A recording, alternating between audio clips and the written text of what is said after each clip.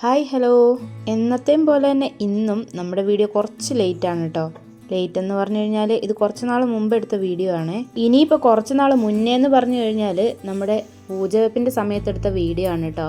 മോളുടെ പുസ്തകങ്ങളാണ് ആയിരിക്കുന്നത്, അതെല്ലാം പൂജ വെച്ചതാണ്. ഈ കുറച്ച് ആഴ്ചകളായിട്ട് ഭയങ്കര ബിസി ആയിരുന്നു കേട്ടോ. അതുകൊണ്ടാണ് ഈ വീഡിയോ ഇത്രയും ലേറ്റ് ആവാൻ കാരണം. എടുത്തു വെച്ചിരിക്കുന്ന കാരണം കൊണ്ട് തന്നെ ഇതൊന്നും ഡിലീറ്റ് ചെയ്യാനുള്ള തോന്നലും ഉണ്ടായിരുന്നില്ല.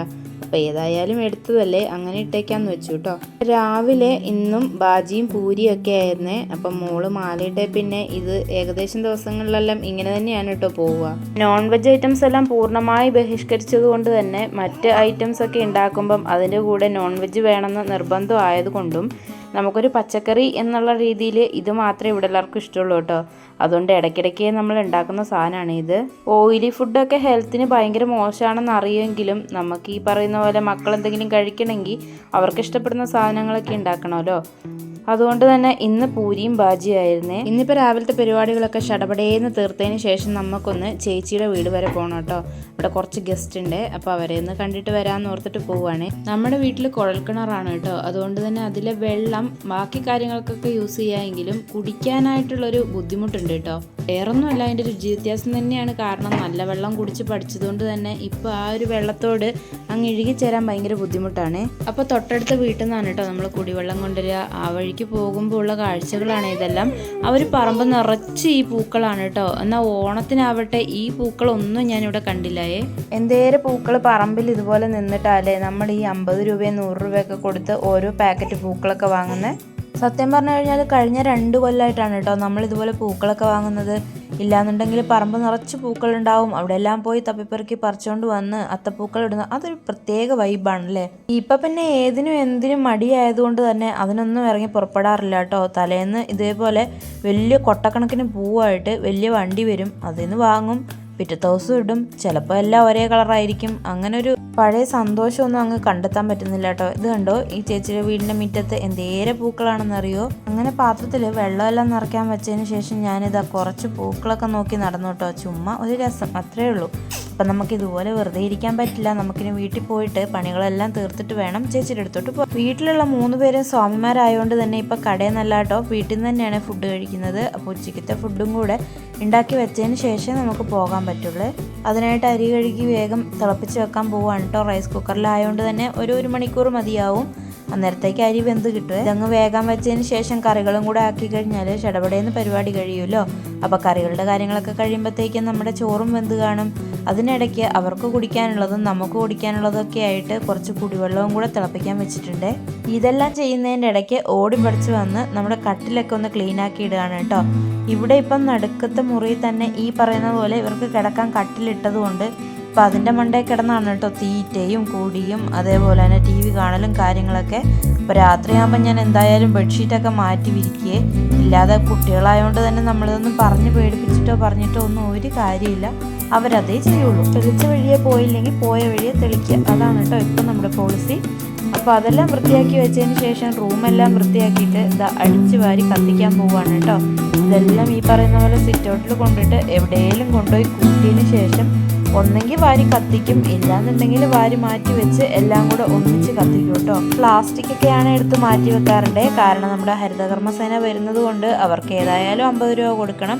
ആ കൂട്ടത്തിൽ പ്ലാസ്റ്റിക് എല്ലാം കൂടെ എടുത്തങ്ങ് കൊടുക്കുവേ. അപ്പം അങ്ങനെ അടിക്കലും വയറലും ഒക്കെ ഏകദേശം സെറ്റായിട്ടുണ്ട്. ഇനി അടുത്ത പണി എന്ന് പറയുന്നത് നമ്മൾ തുണി ഇലക്കി വെച്ചിട്ടുണ്ടായിരുന്നു, അത് വിരിച്ചിടലാണേ. ഇപ്പം വെയിലെന്ന് പറഞ്ഞാൽ നല്ല കൊട്ട വെയിലാണ് കേട്ടോ. അങ്ങനെ ആയതുകൊണ്ട് തന്നെ തുണിയൊക്കെ വേഗം പടപടയെ ഉണങ്ങിക്കിട്ട്. പക്ഷെ ഇപ്പം എൻ്റെ പ്രശ്നം എന്താണെന്ന് വെച്ചാൽ കുറച്ച് കാക്കകളുണ്ട് കേട്ടോ. തുണി ഇതുപോലെ വിരിച്ചിട്ട് കഴിഞ്ഞാൽ അതിൻ്റെ മണ്ടയിൽ കയറി ഇരുന്ന് അതിന് ചെയ്യാൻ പറ്റുന്നതെല്ലാം ചെയ്തിട്ട് അത് പോകും. അപ്പോൾ ആ തുണി പിന്നെ അഴുക്കാവും, പിന്നെയും കഴുകും, പിന്നെ ഉണങ്ങാനും ഇത് തന്നെ പരിപാടി. പല പ്രയോഗങ്ങളും നടത്തി നോക്കി, ഒരു കാര്യം ഉണ്ടായില്ല. കാക്ക കൂടുന്നതല്ലാതെ കുറയുന്നില്ല കേട്ടോ. അപ്പോൾ അങ്ങനെ കണ്ടിടമെല്ലാം നോക്കിയിട്ട് ഈ പറയുന്ന പോലെ തുണിയെല്ലാം വെച്ചിട്ടുണ്ടായിരുന്നു. അത് കഴിഞ്ഞതിന് ശേഷം പയർ നല്ലപോലെ വേവിച്ചിട്ട് ഇതുപോലെ എന്നും വെക്കുന്ന പോലെ തന്നെ മെഴുക്കുവരട്ടിയാക്കി. ഇത് നമ്മൾ ഉറവിച്ച് വെച്ച തൈരാണ് കേട്ടോ. ഇനി ആ തൈരും കൂടി ഒന്ന് അടിച്ചെടുത്ത് കുറച്ച് മോരും കൂടെ കാച്ചി കഴിഞ്ഞാൽ ആ ഒരു പരിപാടി കഴിയേ. സത്യം പറഞ്ഞാൽ ആദ്യം കുറേ ബുദ്ധിമുട്ടായി തോന്നിയെങ്കിലും ഈ നോൺ വെജ് കഴിക്കാൻ പറ്റില്ല എന്നുള്ളത് ഒരു ബുദ്ധിമുട്ടായി തോന്നിയെങ്കിലും ഇപ്പം തോന്നുന്നു ഭയങ്കര സുഖമാണ് കേട്ടോ. പ്രത്യേകിച്ച് ഈ പറയുന്ന പോലെ പച്ചക്കറികളും കാര്യങ്ങളൊന്നും കടയിൽ നിന്ന് വാങ്ങാറില്ല കേട്ടോ. ഈ സബോളയോ കാര്യങ്ങളോ അങ്ങനെയൊക്കെ കൊണ്ടിരുന്നതല്ലാതെ പിന്നീട് നമ്മൾ പറമ്പിലുണ്ടാകുന്ന ചേനത്തണ്ടോ ചെമ്പന്തണ്ടോ ചീരയോ അങ്ങനെയൊക്കെ വെച്ചിട്ടാണ് കേട്ടോ കറികൾ ഉണ്ടാക്കുക. അതിനിടയിൽ കറികളൊക്കെ ഉണ്ടാക്കി മേശപ്പുറത്ത് കൊണ്ടുവച്ചിട്ടുണ്ടായിരുന്നു. അവർ വന്ന് കഴിച്ചു പോവുകയും ചെയ്ത് കൂടെ പോകുന്ന വഴിക്ക് ചേച്ചിയുടെ അടുത്ത് ഇറങ്ങാന്ന് വെച്ചെങ്കിലും കാര്യങ്ങളൊന്നും നടന്നില്ല. ഈ കഴിച്ച കാര്യങ്ങളെല്ലാം ക്ലീനാക്കി വൃത്തിയാക്കി വന്നപ്പോഴത്തേക്കും ചേട്ടായിക്ക് പോകാൻ ധൃതിയായേ.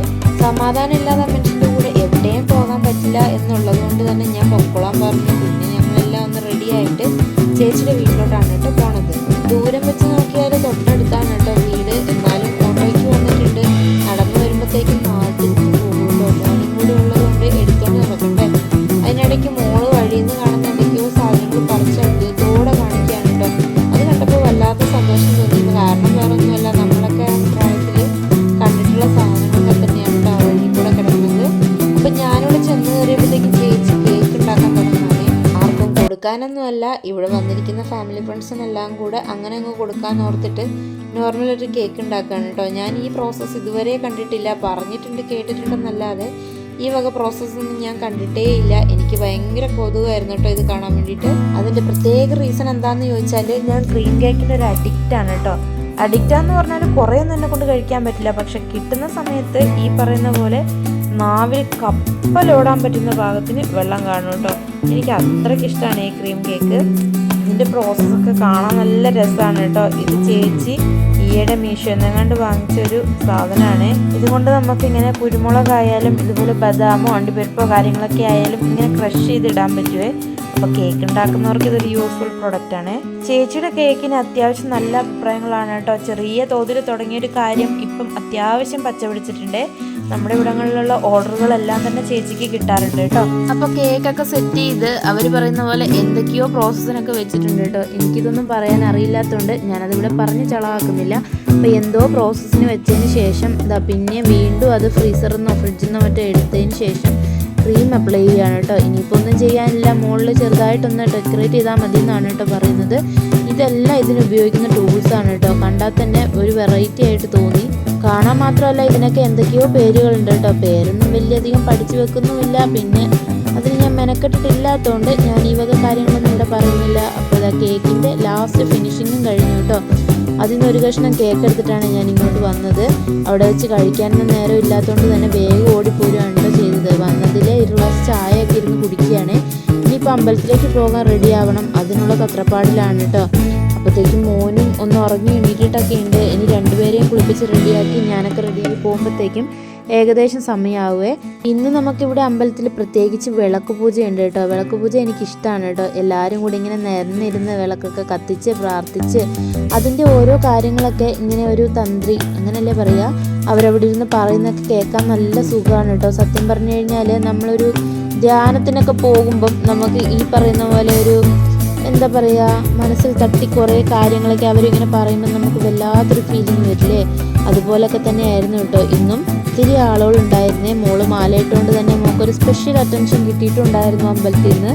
അപ്പോൾ അങ്ങനെ വിളക്ക് പൂജയുടെ ലാസ്റ്റ് സ്റ്റേജിലോട്ടാണ് കേട്ടോ കിടക്കുന്നത്. വിളക്ക് പൂജ തുടങ്ങിയപ്പോഴത്തേക്കും ഈ പറയുന്ന പോലെ ലൈറ്റൊക്കെ ഓഫ് ചെയ്തിട്ടുണ്ടായിരുന്നു. ഇത് ലാസ്റ്റ് ഘട്ടമായിരുന്നു. അതായത് അവരർപ്പിച്ച പൂക്കളിൽ നിന്നും കുറച്ചെടുത്തിട്ട് അവർ തൊട്ടടുത്ത് നിൽക്കുന്ന ആളുടെ തലയിൽ ചൂടി കൊടുത്തു കേട്ടോ.